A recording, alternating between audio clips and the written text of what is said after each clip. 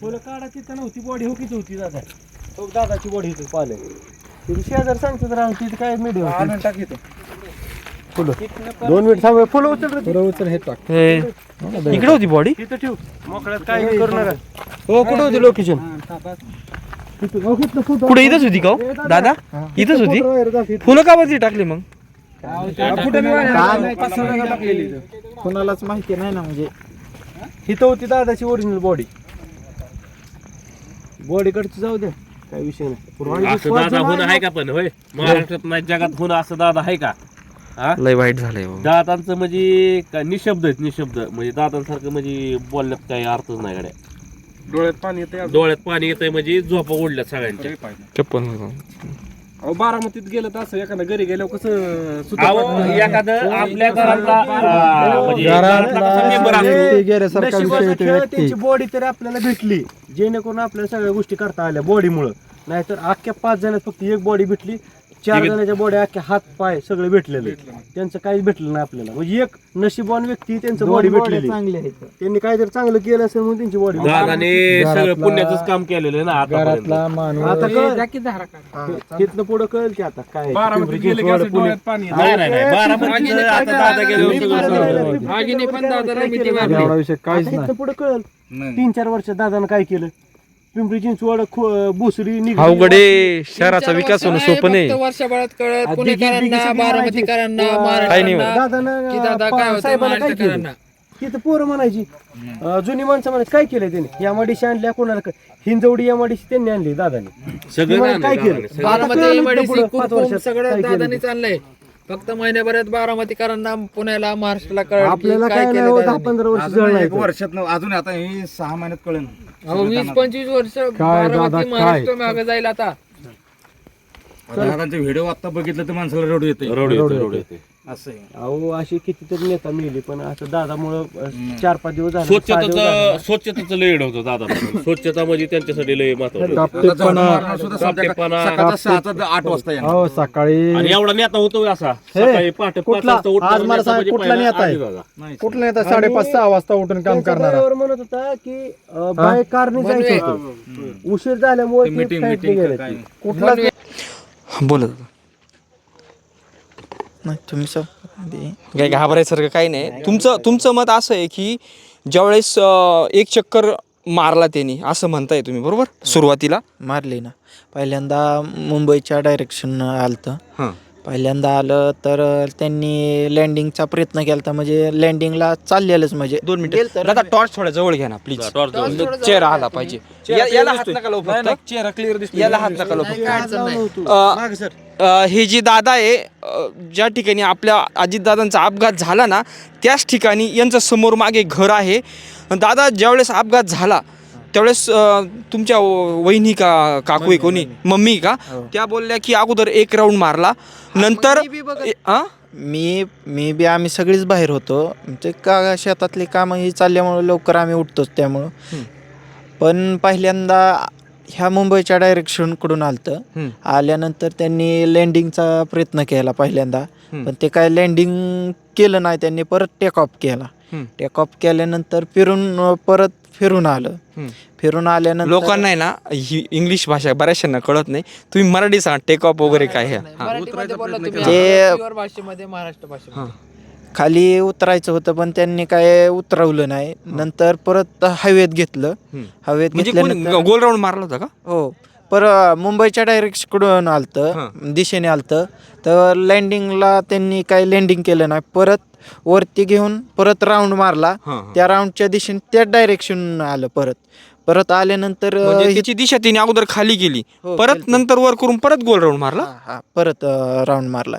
आल्यानंतर इथेच पडल्यानंतर काही सेकंदात मोठा ब्लास्ट झाला. ब्लास्ट झाल्यानंतर आम्ही 5 सेकंदात इथं आलतो. इथं आल्यानंतर कोणाचे हालचाल नव्हते, काय नव्हते. कोण आरडावरडा नाही, काय नाही. सगळं म्हणजे आगच एवढी मोठी चाललेली की कोणाला काय वाचवताच येत नव्हतं, काय नव्हतं. त्यामुळं खूप मोठा. नंतर बी इथं आल्यानंतर मी जवळ आलो तरी स्फोट होते म्हणजे कोणच नव्हतं इथं की आलते तेव्हा, तरी बी 2 स्फोट झाले. त्यामुळं पुढे जाताच येणार. आमच्या घरचे ओरडाचे स्फोट होते ते पुढं जाऊ नको. हां, त्यामुळं पुढं गेलो ना. नंतर त्यांची 5 मिनिटात टीम आलती. 5 मिनिटात टीम आल्यानंतर ते खाली उतरल्यानंतर त्यांनी बी काय केलं, तोपर्यंत अग्निशामक दलाची बी गाडी आलती. ही घटना झाल्यानंतर किती वेळात लोक आले नेमके? हे 5 मिनिटात लोक आले. 5 मिनिटात? त्या दादा त्यांचे लोक का? 7 मिनिटं एअरपोर्ट वाल्यांचे? एअरपोर्टवाले सगळे तिथं वरतीच होते दादांच्या स्वागता. इथे वरती त्यांची लोकच होती दादांच्या स्वागतासाठी. सगळे त्यांचे बॉडीगार्ड ही त्यांचे पोलीस ही सगळे तिथंच वरतीच होते. एक 5 मिनिटात खाली आलते. आणि अग्निशामकची बी गाडी आलती वरती. गाडी किती वेळात आली? ती बी त्यांच्याच बरोबर आलती पाठीमागच. पण काय त्या गाडीत एवढं म्हणावं लागन की एवढा निष्काळजीपणा, म्हणजे त्या गाडीत पाणीच नव्हतं एवढं. इतक्या आलंच बी नाही पाणी. आणि ही सगळ्या लोकांनी बी बघितलंय पाणी आलं नव्हतं. नंतर गाडी कसं काय आलती म्हणजे बिगर पाणी पाणी होतं कामीच इथं आलं पडोस तर बंद पडलंय पाणी. अच्छा. हा असा विषय झाला. पण काय झालं, परत मग एक 15-20 मिनिटांनी गाडी आली. तुमचं एक मत असं आहे की तुम्ही जे बोलला मगाशी व्हिडिओ सुरू व्हायच्या अगोदर, की ज्यावेळेस एक राऊंड मारला ना तर ते त्याच राऊंडला लँडिंग का नाही झालं, असं मत आहे तुमचं? पहिल्यांदाच का लँडिंग नाही केली त्यांनी, असं माझं मत आहे. राऊंड कशाला मार? हा, धोका होतं तर मग ते पहिल्यांदाच नसते ना गेले रनवेवरती. धोका नव्हतंच. धोका असू दे, धोका असू द्या साहेब. धोका असल्यावरती CCTV काय म्हणतो एवढ्या लांबून धोका असल्यावरती ज्यावेळेस ह्या पॉइंटला तुम्ही होते, घिरटी मारायच्या वेळेसच तुम्ही बघितलं होतं का त्याच्यानंतर बघितलं? नाही, पहिल्यांदा बी बघितलेलं की. नंतर बी ते म्हणे आवाज बदल झाला होता का? आवाज बदल तर झाला. ऐका की, मी काय म्हणतो, एकच पॉईंट आहे 5 सेकंदाचा. लँडिंग होऊ द्या नाही तर नाही होऊ द्या. विषय काय आहे, 200 मीटर अंतरावरनी विमान आहे ना आडवा झालता पूर्ण. कशामुळे त्याचं उत्तर अजून सापडलं नाही. 200 मीटर अंतरावरनं विमान आडवा झालता. मी काय म्हणतोय, लँडिंग सगळेच बोलताय आडव झालं होतं. मी काय म्हणतो, लँडिंग दिसलं नाही धोके असते, सगळ्या गोष्टी मान्य आहेत. नाही दिसला, लँडिंग करताना थोडं जरा झालं असेल बाबा, पण 200 मीटर अंतरावर आडवा झाला हाय असंच उभा. थोडक्यात इंजन बंद पडल्यावरती जो डायरेक्ट विमान खाली पडतो का, इंजन बंद पडल्यावरच खाली विमान पडतो, डायरेक्ट खाली पडलाय. लँडिंग करताना विमान पडलं नाही, डायरेक्ट इंजन बंद पडल्यावर. म्हणजे ह्याचा अर्थ हायवेवरती मला एक सांगा, तिरप विरप झालं होतं का ते? पूर्ण वाकडच झालं. आडवा झालता. म्हणजे पहिल्या राऊंडला का दुसऱ्या राऊंडला? दुसऱ्या डायरेक्ट आडव झालं होतं. डायरेक्ट व्हिडिओ बघितले असते कॅमेरात. आडवा व्हायचा काय संबंध आहे? हवेत काय संबंध आहे आडवा व्हायचा? लॉजिक आहे ना. लँडिंगला ही रनवेच्या जवळ येऊनच आडवं होतंय. बरं, तुम्ही धुकंही म्हणताय, बरोबर आहे. धुक्यात आज पंपाच्या शेजारी, पंप इथनं अर्धा किलोमीटर लांब आहे. पंपावरती तुम्हाला धुक्यात क्लिअर दिसतंय विमान आडवं झालंय, बरोबर का नाही?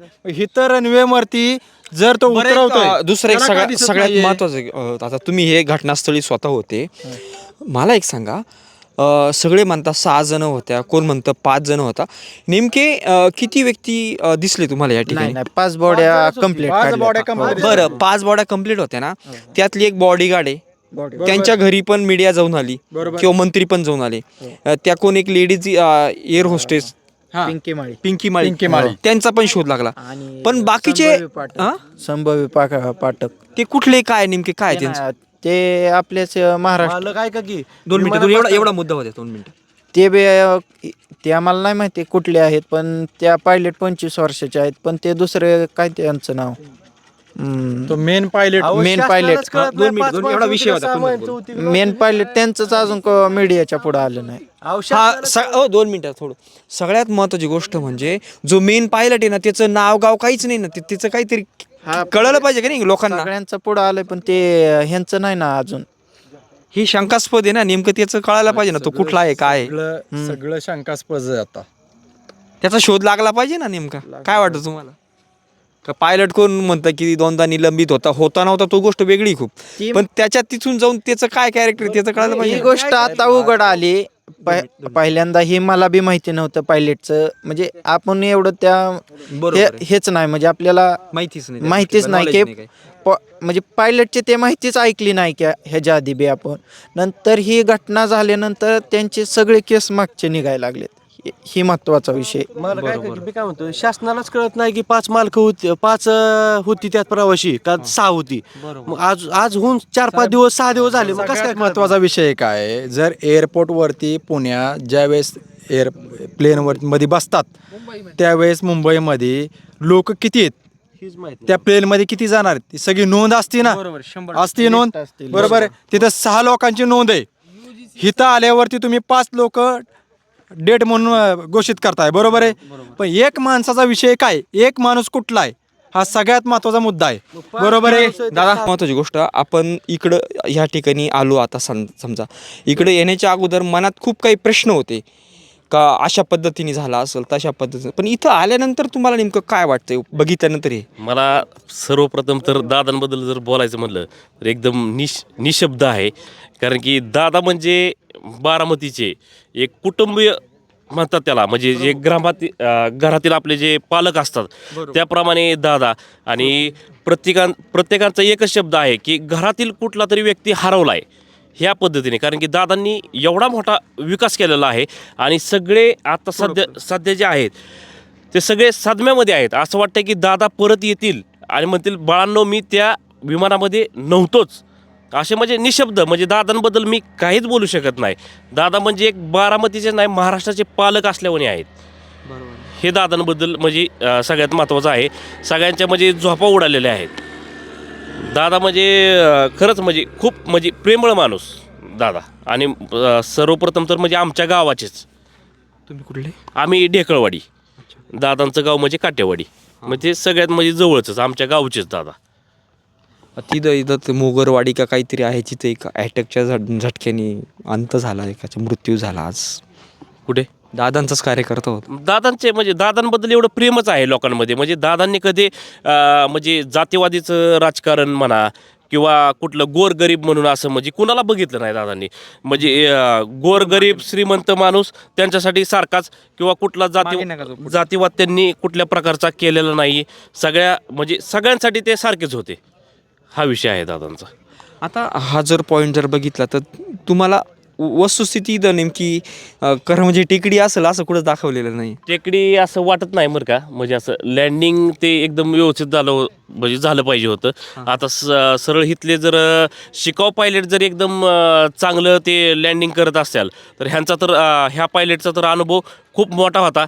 त्यांनी लँडिंग म्हणजे चांगलंच करावं असं म्हणजे अपेक्षित होतं. पण आता निशब्द आहेत. दादांबद्दल म्हणजे काय बोलायची इच्छा सुद्धा म्हणजे ती व्यक्त करता एक विषय म्हणजे ज्यावेळेस ही गोष्ट घडली त्यावेळेस तुम्ही कुठे होते आणि तुम्हाला कसं म्हणजे कुठं बघितलं, मोबाईलवर बघितलं, कसं कळलं? मी सध्या झोपेतच होतो. आमच्या बंधुराचा फोन आला की दादा असं सिरियस आहेत. तर मी झपाट्याने असं उठलो आणि डायरेक्ट न्यूज चॅनल चालू केला. पण अक्षरशः म्हणजे काय तिथं शपथ बारामतीकरांनी झोपीच्या गोळ्या खाऊन तिथं झोपलेले आहेत बारामतीकर. झोपीच्या गोळ्या त्या दिवशी एवढ्या म्हणजे मेडिकलमध्ये तुम्ही त्याचा ही करू शकता, सर्वे करू शकता. एवढ्या झोपीच्या गोळ्यांची तिथं लोक झोपीच्या गोळ्या खाऊन झोपल्यात तिथं त्या दिवशी. झोपासुद्धा उडल्यात म्हणजे लोकांच्या. एवढं बेकारी झालेली. दादा म्हणजे खूपच प्रेमळ आणि म्हणजे त्यांच्याबद्दल काय बोलायचं ते सुद्धा सुचत आहे. ठीक आहे, धन्यवाद भाऊ. ओके. लँडिंग केलं नाही. बरोबर आहे, तुम्ही म्हणता ते बरोबर. मी काय म्हणतोय, पहिल्यांदा का लँडिंग केलं नाही ही महत्वाचं पॉईंट आहे. बरोबर आहे. क्लिअर दिसतंय, आम्हाला दिसतंय. तुम्ही राहिला कुठे? पहिल्यांदा त्यांनी- आम्ही बघा इथं राहिलो. इथं राहिला. आता हे सगळी जण म्हणतात ना की दुःख होतं. मग सकाळच्या ज्यावेळेस तुम्ही उठलेला त्यावेळेस दुःख होतं. क्लिअरली ऐका दिसत की, होतं. मी काय म्हणतो, तुम्ही ऐका की, तुम्ही इथं राहिलाय, हो. बरोबर लोकं म्हणतात, आहे. सकाळी विमानाचा आवाज येत सकाळी होता. हो, आवाज तर वेगळाच येत होता नेहमीपेक्षा. वेगळा.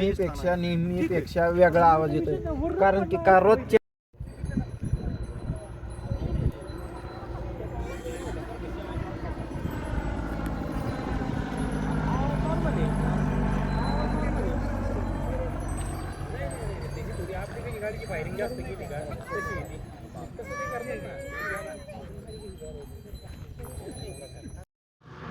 आपले 4 व्हीलरवाले चालवतात रात्रीच्या गाडी. 5:45 वाजता पाठ चालू आहे 5.